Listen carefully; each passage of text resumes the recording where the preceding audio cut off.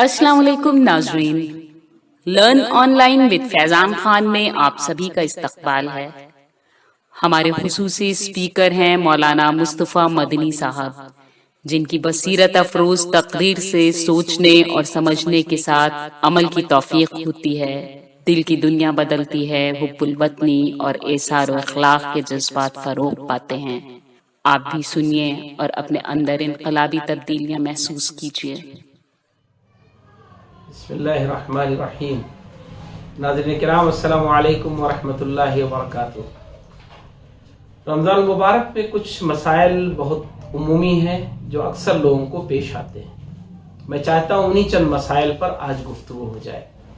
सबसे पहला मसला है फिदिये का, यानी ऐसे लोग जो बमुश्किल रोज़ा रख सकते हों लेकिन रखना उनके लिए तकलीफ देह है या नुकसानदेह है। मसलन वो मरीज़ हैं और ऐसे मरीज़ जो शायद जल्दी ठीक ना हो पाएं, ऐसे बूढ़े हैं कि जिनका बुढ़ापा उनके लिए नुकसानदेह है, या इस उम्र में है कि वो रोज़ा नहीं रख सकते हैं। कुछ ऐसे हंगामी मरीज़ भी हो सकते हैं जिन्हें ये अंदाज़ा है कि ठीक तो हो जाएंगे लेकिन दोबारा रोज़ा रखने की उम्मीद नहीं होगी, हिम्मत नहीं होगी। ऐसे तमाम लोग जिनको रोज़ा रखना उज़्र हो और बाद में रखने की गुंजाइश ना हो, दो बातें याद रखें। दो तरह के लोग माजूर होंगे, परेशानियां दो तरह के लोगों को होंगी। एक वो जो रोज़ा आज नहीं रख सकते रमज़ान के महीने में लेकिन बाद में रख सकते हैं। एक वो जो आज भी रोज़ा नहीं रख सकते हैं और कल भी उनके लिए रोज़ा रखना मुहाल होगा, मुश्किल होगा, परेशानी का सबब होगा। ऐसे तमाम लोगों के लिए कुरान मजीद ने फिदिये का जिक्र किया है। वअलल्लज़ीना युतीक़ूनहु फ़िद्यतु ताआमु मिस्कीन, एक मिस्कीन का पर डे खाना, जो मुतवस्सित खाना आप खाते हैं पर डे उसका एवरेज निकालेंगे। मसलन आज के मैं अपने इस पस मंज़र में लखनऊ के समझता हूं कि 100 रुपये पर डे ये मुतवस्सित खाना है। इस एतबार से 29 दिन का अगर रमज़ान है तो 29 दिन, अगर 30 दिन का है तो 30 दिन का आप पैसा किसी भी गरीब और मिस्कीन को देंगे। एक को भी दे सकते हैं, कई को भी दे सकते हैं। ऐसा भी हो सकता है कोई रोजेदार मिल जाए आपको जो गरीब और परेशान हाल हो लेकिन रोजा रखने की पोजीशन में हो, उसे आप मदद कर दें तो आपका ये फिदिया अदा हो जाएगा और आपके रोजे का कफ्फारा होगा। ऐसे तमाम लोग जो रोजा न रख सकते हो फौरी किसी उज़्र की बुनियाद पर और उन्हें बाद में रखने की गुंजाइश है तो उनके लिए फिदिया नहीं है, वो जरूर अपना रोजा रखें। अब आइए दूसरा पहलू जिस पर बहुत ज्यादा लोग उमूमी तौर पर रमजान में सोचते हैं कि कुछ उन्हें वाकफियत हो, वो है कि दवाओं का इस्तेमाल। एक दवाएं वो हैं जो इंसान अपने मुंह से अपने पेट में हलक से ले जाता है। ऐसी तमाम दवाएं मना होंगी। रोजा सुबह सादिक से शुरू होगा, गुरूब आफ्ताब तक आपको ऐसी दवाओं का इस्तेमाल नहीं करना है। हाँ, उनमें से आप मैनेज कर सकते हैं कि सहरी से पहले कैसे दवा खाएं, अफ्तार के बाद फौरन कैसे दवा खाएं, खाने के बाद कैसे खाएं रात में, ये आपके डॉक्टर के एतबार से डॉक्टर आपका सेट कर देगा और उस एतबार से आपको आगे दवाओं को लेना होगा। लेकिन कुछ दवाएं ऐसी होती हैं कि जो दवाएं बज़ाहिर इंसान के हलक से उसके पेट में नहीं जाती। याद रखिए, किसी चीज का मुंह में रखना भी रोजे को तोड़ना नहीं है, इल्ला ये कि वो असरअंदाज हो जाए, वो हलक तक असर कर जाए। मतलब बहुत सारी चीजें हैं, मसलन आपने किसी चने का एक दाना लिया, मुंह में रखा और आपने उसको बाहर थूक दिया तो आपका रोजा नहीं टूटेगा। तो ये मुंह जो है वो एक एतबार से अंदर है, जैसे थूक इसमें पैदा हुआ और उस थूक को आप निगल गए तो आपका रोजा नहीं टूटेगा। लेकिन बाहर से कोई चीज अगर ले जाए और वो आपके मुंह में जाए और उसे हलक के जरिए आप पेट में ले जाएंगे तो आपका वो रोजा टूट जाएगा। तो मुंह के सिलसिले में आप इसके पाबंद होंगे कि बाहर से कोई भी चीज मुंह के अंदर अगर ऐसी जाती है जो तहलील कर जाती है, घुल जाती है और फिर वो आपके अंदर जाती है तो ऐसी सूरत में रोजा टूट जाएगा। लेकिन ऐसी कोई चीज जो मुंह में जाए जो तहलील ना हो, घुले नहीं, आपने मुंह में रखा और उसे उगल दिया तो आपका रोजा नहीं टूटेगा। ऐसे ही इंजेक्शन का मामला है। इंजेक्शन एक ऐसी चीज है जो इंसान के नसों में बराह रास्त जिस्म के ذریعے داخل کی جاتی ہے، منہ کے ذریعے داخل نہیں کی جاتی ہے۔ انجیکشن دو طرح کے ہوتے ہیں، ایک وہ جو طاقت کے ہوتے ہیں جیسے گلوکوز لینا یا انجیکشن کے ذریعے کوئی طاقت کی دوا لینا یا اس طرح کی کوئی چیز لینا، تو ایسی تمام چیزیں روزے کو ختم کر دیں گی، روزہ توڑ دیں گی، روزے کے لیے ناقص ہے۔ لیکن اگر ایسی کوئی دوا ہے جو صرف دوا ہے اور انجیکشن کے ذریعے آپ کے جسم میں داخل کر دی گئی اور اس کا طاقت سے لینا دینا نہیں ہے، تو ایسی تمام دوائیں آپ لے سکتے ہیں۔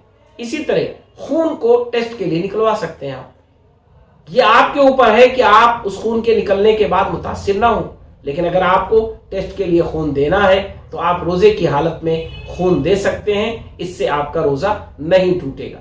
اسی طرح مسواک کر لینے سے، منجن وغیرہ کرنے سے یا اس طرح، چونکہ اس میں زیادہ تر چیزیں ایسی ہوتی ہیں کہ جو ٹیسٹ والی ہوتی ہیں اور وہ ٹیسٹ بہرحال کہیں نہ کہیں سے جسم کو متاثر کرتا ہے، تو بچنے کی ضرورت ہے۔ لیکن ایسے تمام مسواک کے انداز کی چیزیں یا کبھی کبھی ایسے پیسٹ بھی ہوتے ہیں جو ذائقے کے نہیں ہوتے ہیں، انہیں آپ استعمال کریں گے تو آپ کا روزہ کبھی نہیں ٹوٹے گا۔ اسی طرح سرما لگانا، سر میں تیل لگانا یا ناک میں کوئی دوا لینا، ان سب سے دوائیں نہیں ٹوٹیں گے۔ ایک بڑا مسئلہ آج کے زمانے میں انہیلر کا آتا ہے، یعنی جس کے ذریعے بھاپ لیا جاتا ہے۔ عام طور پر انہیلر اس کا استعمال اس طور پر ہوتا ہے کہ اس میں بھاپ میں دوا بھی ہوتی ہے اور وہ دوا انسان کے اندر داخل ہوتی ہے اور پھر انسان کے اندر اثر ڈالتی ہے۔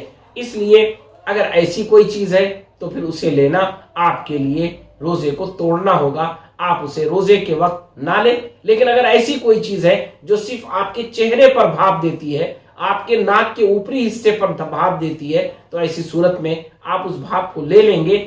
آپ کو ہمیشہ اس بات سے بچنا ہے کہ ناک کے اندرونی حصے میں یا حلق کے اندرونی حصے میں جا کر کے کوئی چیز اگر آپ کو متاثر کر رہی ہے تو وہ چیز آپ کے لیے، خواہ وہ دھواں کی شکل میں کیوں نہ ہو، بھاپ کی شکل میں ہی کیوں نہ ہو، وہ چیز آپ کے لیے روزہ کو توڑنے والی چیز ہے۔ یہ وہ چیزیں ہیں جس پہ عام طور پر لوگ ڈسٹرب ہوتے ہیں۔ روزے کے تعلق سے ایک اور عمومی گفتگو ہوتی ہے لوگوں کی، بھول کر کھا پی لینا۔ بسا اوقات ابھی چونکہ پہلا روزہ ہے، کل دوسرا ہوگا، ابھی نئے نئے آپ نے روزہ رکھنا شروع کیا، خاص طور پر کم عمر بچے جو ہوتے ہیں یا ابھی نو عمر بچے ہوتے ہیں یا کبھی بڑا بھی بھول چوک کر اچانک کوئی چیز اس نے اٹھائی اور لے لیا، تو یاد رکھیے کہ بھول چوک کر کوئی چیز بھی کھا پی لینے سے روزہ نہیں ٹوٹتا ہے۔ ہاں، جتنا ممکن ہے اسے آپ باہر پھینک دیں، نگل گئے ہیں جو، اسے نکالنے کی کوشش نہ کریں۔ اسی طرح قے کا مسئلہ ہے، قے اگر آپ نے جان بوجھ کر کیا ہے، یعنی قے لانے کے لیے آپ نے کوشش کی ہے، تو پھر وہ قے آپ کا روزہ کیا کرے گا؟ توڑ دے گا۔ لیکن اگر قے ایسے ہی ہو جائے نارملی، تو پھر ایسی صورت میں اس سے روزہ نہیں ٹوٹتا ہے۔ تو بیمار ہونے سے روزہ نہیں ٹوٹتا ہے، بخار آ گیا تو روزہ نہیں ٹوٹے گا۔ لیکن اگر آپ محسوس کر رہے ہیں کہ آپ کو روزہ توڑ دینا چاہیے، تو اللہ تبارک تعالیٰ آپ کو گنجائش دیتا ہے کہ آپ روزے کو توڑ دیں، اور ایسی صورت میں آپ کسی قسم کے گنہگار نہیں ہوں گے۔ آپ کو روزہ دوبارہ رکھنا ہوگا اور اس کی قضا کرنی ہوگی۔ روزے کے تعلق سے ایک اور بڑی چیز ہے کہ لوگ سحری کے سلسلے میں عام طور پر یہ پریشان ہوتے ہیں کہ ادھر اذان شروع ہو گئی اور ابھی ادھر کچھ کھا پی رہے تھے، تھوڑا سا بچا ہے یا لقمہ ہے، ہاتھ میں نوالا ہے یا کوئی چیز لے رہے ہیں یا پانی پی رہے ہیں، گلاس ہے، تو کیا کریں؟ رسول اللہ صلی اللہ علیہ وسلم نے فرمایا ہے کہ ایسے تمام لوگ جو بالکل کھا پی رہے ہوں، اچانک اذان ہو گئی، تو اذان یہ کوئی ایسی الارم نہیں ہے کہ بالکل ہوئی اور فوراً ساری چیزیں منع، یقیناً وہ ایک ڈیڈ لائن ہے، ایک آپ کے لیے وقت ہے۔ آپ کو اب گویا کہ اپنے آپ کو سمیٹ لینا ہے، لیکن جو ہاتھ میں آپ کے ہے، جو منہ میں آپ کے ہے، یا گلاس میں پانی ہے، یا کوئی چیز آپ پی رہے ہیں، چائے ہے، تو اسے آپ مکمل کر لیں اور جلد سے جلد اس سے آپ نکل آئیں، تو انشاءاللہ آپ کا روزہ خراب نہیں ہوگا اور آپ کا آگے روزہ مکمل ہو جائے گا۔ رمضان کے مہینے میں ایک اور سوال بہت زیادہ لوگ کرنا چاہتے ہیں، اس سلسلے میں بتلا دیں، وہ زکوٰۃ کا مسئلہ ہے۔ زکوٰۃ کا مسئلہ بھی رمضان میں کافی لوگوں کے ذہنوں میں آتا ہے۔ وہ یہ ہے کہ زکوٰۃ کیسے دی جائے، کن چیزوں پر دی جائے، تفصیل ہے یہ، لیکن جو عام طور پر سوالات آتے ہیں اور عام ہمارا جو زکوٰۃ کا ماحول ہے، سابقہ ہے، وہ 2 چیزیں اس میں یاد رکھیں تو انشاءاللہ ہمیں بڑی آسانی ہوگی. پہلی چیز، زکوٰۃ متعین ہے، یعنی متعین رقم پر متعین رقم. آپ کے پاس اگر 7.5 تولہ سونا کے برابر سونا ہے یا روپیہ پیسہ ہے تو ایسی صورت میں آپ کو 2.5% زکوٰۃ نکالنی ہے، اس شرط کے ساتھ کہ سال بھر وہ آپ کے پاس رہا ہو. ایسا نہ ہو کہ پچھلے سال تو تھا آپ کے پاس اور اس سال جب آپ نے حساب کیا تو کم ہو گیا، تب نہیں ہوگا. زیادہ ہو گیا تو پورے کا نکالنا ہوگا. اور یہ بھی ایک ذہن میں رہے کہ یہ 7.5 تولہ مائنس نہیں کیا جائے گا، یہ کاؤنٹ ہوگا.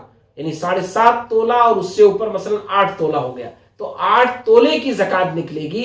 یہ نہیں کہ 7.5 تولہ مائنس کیا آپ نے اور آدھے تولے کا نکال دیا.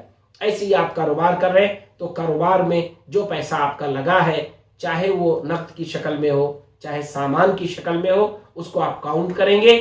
اس پیسے کا جو آپ کا پیسہ ہے، اگر مارکیٹ میں آپ مقروض ہیں تو اسے مائنس کریں گے اور پھر اس پہ 2.5% آپ زکوٰۃ نکال دیں گے. بہت سارے لوگ ہیں جو زکوٰۃ میں بہت زیادہ پراپرٹیز پھیلی ہوئی ہوتی ہیں، ان کا حساب کتاب بڑا مشکل ہوتا ہے، تو آن ایوریج ان کی ایک کیپیسٹی ہوتی ہے، ان کا ایک معیار ہوتا ہے، ان کے پاس ایک ویلیو ہوتی ہے، اس کا وہ احساس کریں اور اس میں 2.5% حساب کر کے وہ نکال دیں تو انشاءاللہ ان کے لیے خیر و برکت کا ذریعہ ہوگا. زکوٰۃ کن کو دیا جائے وہ بھی بہت متعین مد ہیں کہ 8 مد قرآن مجید نے متعین کیے ہیں.